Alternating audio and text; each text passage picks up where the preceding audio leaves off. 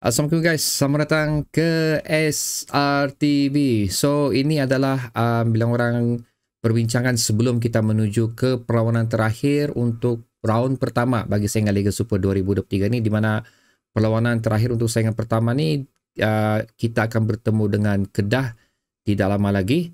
So basically kita sudah melalui semua perlawanan lah. So itu yang aku akan bincangkan dengan kamu sebelum perlawanan menentang Kedah ni, di mana aku akan menyentuh mengenai apa yang telah kita lalui, keputusan-keputusan perlawanan kita, gol yang telah kita lakukan. Aku akan buat perbezaan mengenai tim yang kita lawan, tim-tim yang berada di saingan Liga Perdana sebelum ni, jumlah perbezaan dengan keputusan dengan tim yang kita tentang yang sudah berada di saingan Liga Super bagi tahun lepas lah. So aku ingin membawa kamu melihat sendiri dan berbincang mengenai benda ni. Kita tengok apa yang menyebabkan kedudukan kita.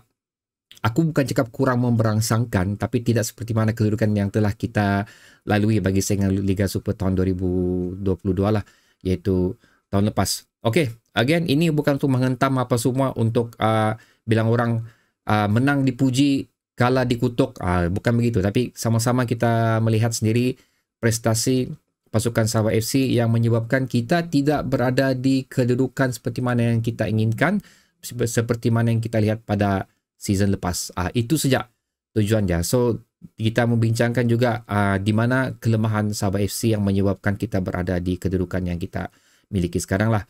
Bukan aku mau cakap Sabah FC tidak bagus apa semua.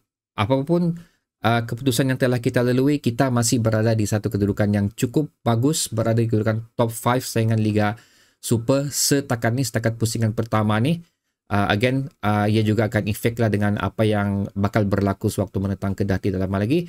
Apapun keputusan tu masih juga melihatkan kita berada di kedudukan yang cukup bagus daripada apa yang kita miliki sebelum ni. So okay guys, aku ingin membawa kamu melihat mengenai keputusan yang seperti mana aku janjikan tadi tu, di antara kedua tim yang kita tentang, tim yang berada di saingan Liga Perdana sebelum ni dan tim yang berada di kedudukan Liga Super bagi season lepas. Kalau kita tengok di sini guys, sewaktu kita menentang tim yang berada di Liga Perdana season lepas tu, PDRM, Kelantan United, Kuching, Kelantan FC dan juga Perak, kita juga adalah merupakan satu tim yang mempunyai perlawanan 100% win untuk menentang ke 5-5 pasukan ni, seperti mana pasukan lain juga, di mana kita tidak memiliki again lah, sudah aku mention 100% win. So kita tidak memiliki sebarang kekalahan sewaktu menentang tim ni.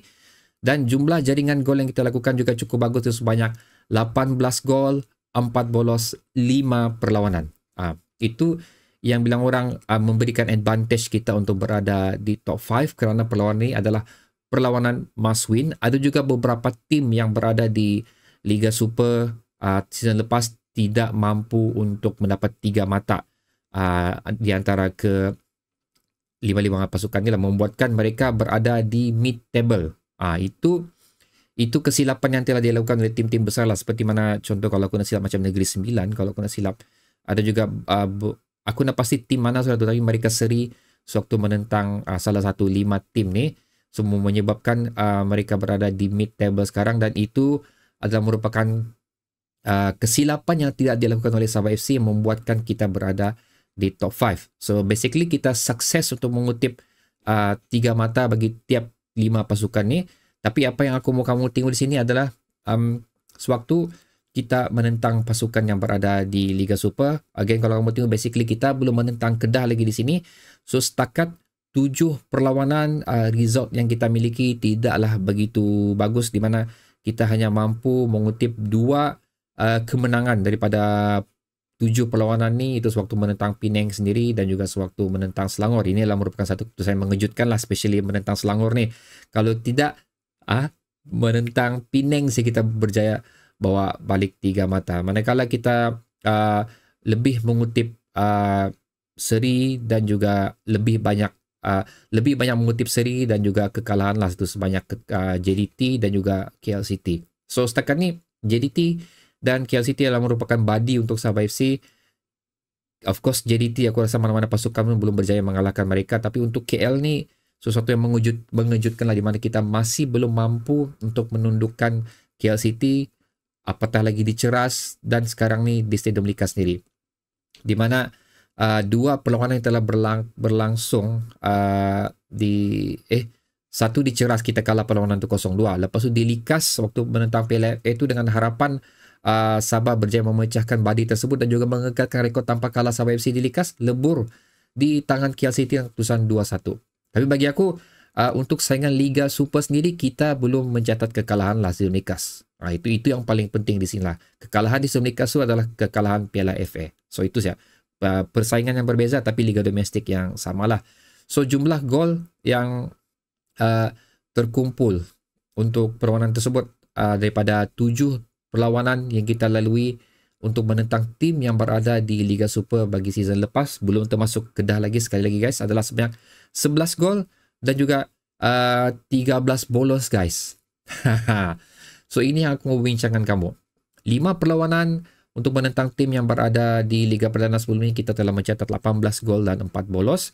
Manakala apabila kita balik kepada realiti iaitu menentang tim yang berada di Liga Super sebelum ni, kita hanya mampu menjaringkan 11 gol dan 13 bolos daripada 7 perlawanan, belum termasuk perlawanan menentang Kedah ni. Perlawanan menentang Kedah ni kita akan bincang untuk video head to head yang aku akan buat dah lama lagi lah sebelum sepak mula perlawanan ni. Tapi ini pun merupakan satu perlawanan yang cukup merisaukan aku juga menentang Kedah ni dengan prestasi Sabah on and off. Lepas tu prestasi Sabah away pun yang kurang meyakinkan, membuatkan aku rasa sekejap macam terang betul pula. Membuatkan aku rasa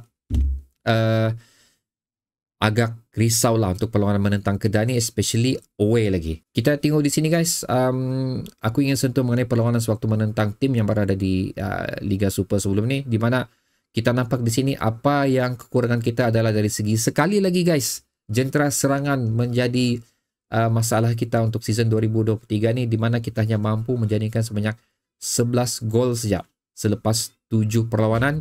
Gol tertinggi yang kita lakukan adalah sewaktu menentang Penang 5-2. So itu obviously lah, season lepas pun kita bagi yang sama juga pada diorang.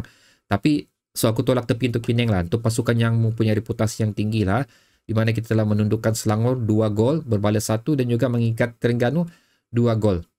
2 gol 2 lah, so kita seri pada perlawanan tu. So itu saja gol yang tertinggi kita mampu catatkan sewaktu kita menentang pasukan yang mempunyai reputasi yang terbaik di saingan Liga Super ni. Dan kita kerap kali juga dibolosi pada perlawanan-perlawanan yang kita lalui untuk tiap-tiap pasukan yang berada di Liga Super ni.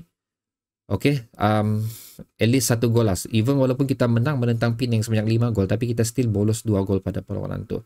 So kalau gitu menunjukkan di sini ada 2 ketidakseimbangan yang berlaku dalam kita punya tim lah. Of course, satu dari segi serangan kita, of course satu dari segi pertahanan kita. Okay, walaupun tidak seteruk mana JDT kita bolos 4, KL kita bolos 4, tapi kita still mampu mengekang untuk pasukan-pasukan lain daripada membolosi gawang kita dengan lebih banyak lah. So itu a good part lah. Tapi apa yang kita perlu lihat di sini adalah kita masih mampu dibolosi oleh pihak lawan, membuatkan kita target kita untuk mengutip 3 mata terbantut oleh kerana benda tu, especially waktu menentang Pahang kita seri 1-1, waktu menentang Terengganu kita seri 2-2. Itu perlawanan tu pun kalau kita patut menang perlawanan tu, tapi kesilapan last minute telah dilakukan. Dan of course Negeri Sembilan kesilapan juga bagi aku, di mana banyak orang menyalahkan referee, banyak juga orang menyalahkan AP, tapi apapun gol tetap gol. Again di sini aku reda dengan keputusan tu.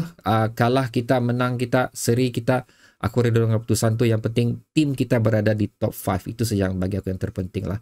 So banyak benda yang perlu dilihat di sini, banyak benda yang perlu diperbaiki di sini, especially sewaktu kita menentang tim yang berada di saingan Liga Super, banyak perlu diperbaiki.